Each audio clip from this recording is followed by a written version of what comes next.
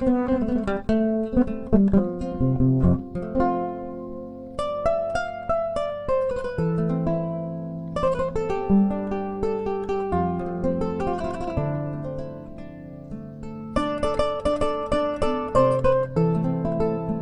Media Group. La radio. Solo Media Group.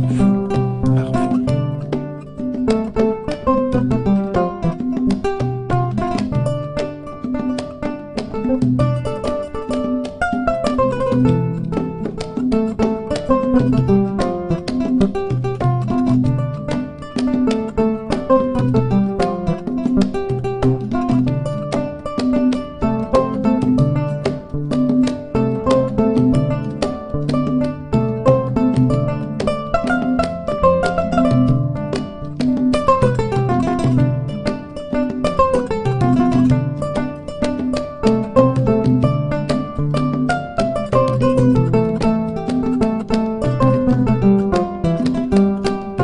Solo Media Group. La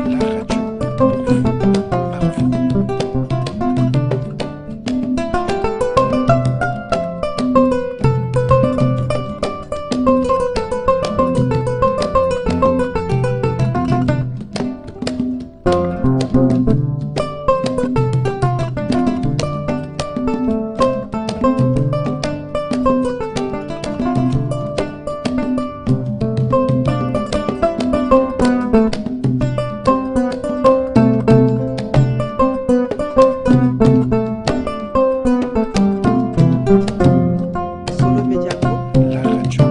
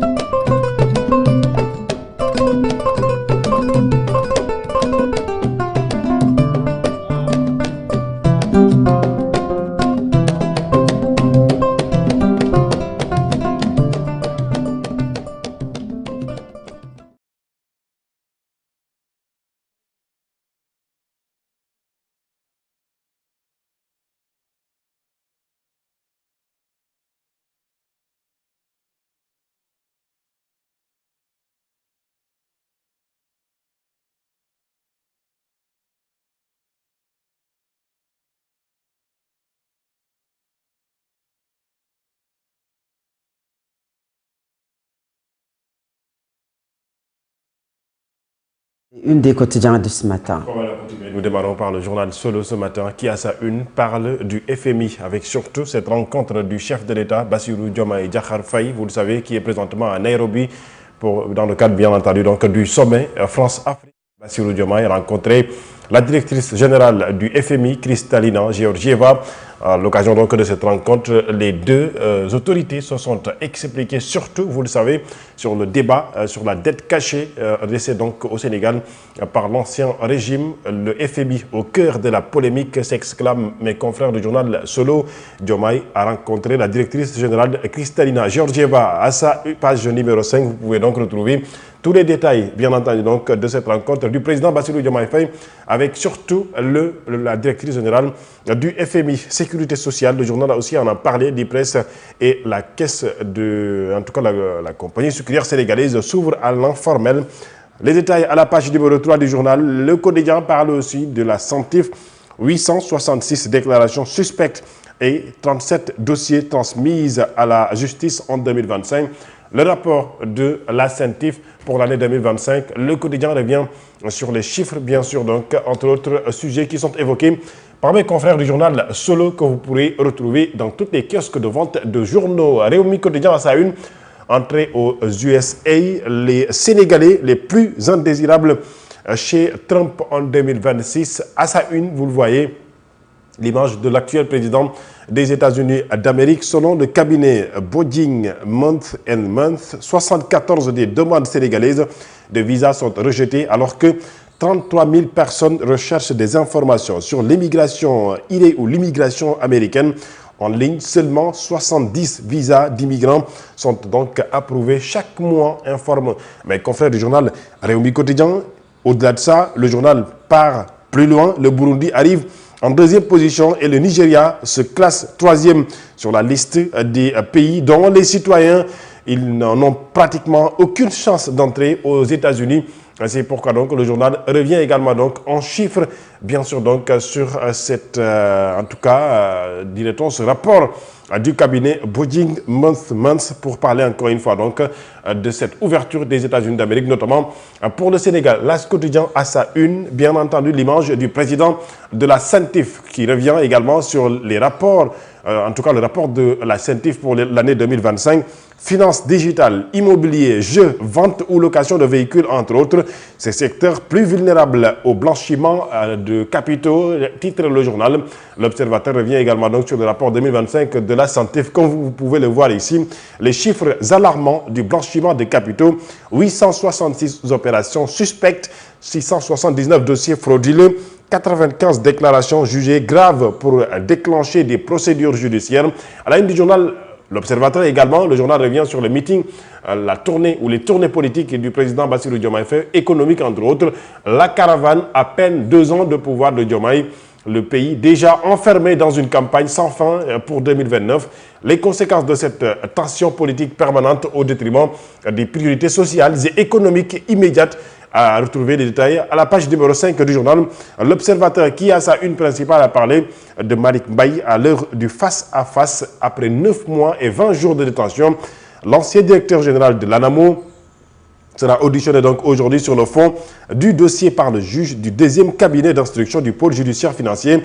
Une étape cruciale de sa défense face à un dossier aux nombreuses zones d'ombre et donc à noter que ce face-à-face donc est donc prévu aujourd'hui. La CENTIF brise le silence enfin pour parler encore une fois donc du rapport d'activité 2026 ou 2025, bien sûr, de la CENTIF. 866 déclarations suspectes reçues en 2025 contre 928 en 2024 et 807 en 2023. Le Soleil revient à sa une principale sur la deuxième journée du président Bassirou Diomaye Diakhar Faye à Nairobi, où il est donc pour, bien entendu, les besoins du sommet France ou du Forum France-Afrique. Une forte tonalité financière en dehors de la séance plénière inaugurale. Le chef de l'État s'est entretenu avec Kristalina Georgieva, la directrice générale du Fonds monétaire international, Odile Renaud Basso, présidente de la Banque européenne pour la reconstruction et le développement, et Serge Ekoué, président de la BOAD. Au-delà de ce quotidien, point actu à sa une, entretien exclusif avec Moundiaye Cissé, président ONG 3D et COSC. Le duo Sonko-Diomaye doit comprendre qu'il y a des urgences à régler au Sénégal avant 2029, au lieu de parler de politique, comme pour dire, bien entendu, donc, que l'heure n'est pas à la politique. Le journal Source A revient sur une sortie de Serigne Gueye Diop, qui, vous le savez, est le coordinateur départemental de la coalition Diomaye Président dans le département de Mbour. Il parle de l'absence du président Bassirou Diomaye Faye au meeting de Mbour. Serigne Gueye Diop dit que le message vidéo diffusé sur écran géant a suffi à maintenir la ferveur populaire au niveau du stade Caroline Faye, où s'était tenu ce meeting le samedi dernier. Soyons précis, ce n'est pas un faux bond. Les militants ont compris cette absence du président Bassirou Diomaye Diakhar Faye. L'info à sa une, les vérités et confessions de Serigne Gueye Diop. Ce que nous avons bâti en 2 ans, aucun communiqué ne peut l'effacer. Il revient encore une fois donc sur l'absence du chef de l'État. La rationalisation des finances publiques, la suppression ou la fusion des agences toujours attendue ou toujours en attente, dit le journal Révélation ce matin, Walf Quotidien, mais à sa une, patriotisme économique, risque et enjeu d'une loi, en donnant donc la parole à des économistes et experts en la matière. Au-delà du journal Walf Quotidien, Yorio à sa une, commerce extérieur, 713,4 milliards d'exportations en mois de mars, seulement en mois de mars, 183,8 milliards d'excédents. Le Sénégal repasse dans le vert, informe le journal. Le quotidien revient sur cette rencontre donc, du président Bassirou Diomaye Faye et de la directrice générale du FMI, Kristalina Georgieva. Cache continue entre le Sénégal et le FMI. Khalis Amoul, Khar Amoul, pas d'argent, pas de mouton, dit le journal. Donc la tribune ce matin qui revient également donc sur la Tabaski. Vous savez donc qu'on est à moins de 2 semaines ou en tout cas de la fête de la Tabaski. Le journal Vox Populi à sa une revient sur le rapport d'activité de la CENTIF. Au-delà de ça, la sortie de Mimi Touré, toujours donc, vous le savez, coordinatrice ou superviseur de la coalition Diomaye Président Tabaski 2026. Inquiétude autour du bétail et de la flambée du prix en zone rurale. Et Aminata Touré à la une du journal Le Point. Docteur Aminata Touré sonne la riposte face aux tentatives de déstabilisation. À la une du journal Sud Quotidien, le rapport bien entendu donc le rapport de la CENTIF pour l'année 2026. Là, le journal Les Échos, toujours ce rapport d'activité 2025 de la CENTIF, 37 rapports transmis au pôle judiciaire financier, informe le journal. À la une du journal, donc, là, on reviendra sur le sport. Bien entendu, c'est ce journal que je voudrais revenir. Le journal Enquête qui, à sa une, revient sur ce rapport CENTIF 2025. La criminalité financière, enjeu majeur et chiffré édifiant, en mettant à sa une l'image de Cheikh Ahmadou Bamba Sibi, le président de la CENTIF. En sport, Fatou Abdou, sachez que le Sénégal maintient toujours son ambition d'abriter une CAN, bien entendu d'organiser une Coupe d'Afrique. C'est prévu peut-être pour 2032. En tout cas, le Sénégal va donc déposer sa candidature. C'est ce qu'a informé la ministre des Sports, Khady Diène Gaye. Le journal Réumi en parle ce matin, CAN 2032. Le Sénégal pose sa candidature. Nicolas Jackson est à la une du journal Réumi Sport. Les dessous dont des aveux au Bayern Munich. Le Dakarois sportif à sa une. L'image, bien entendu, du Sénégal au Maroc, champion d'Afrique, mais cette fois-ci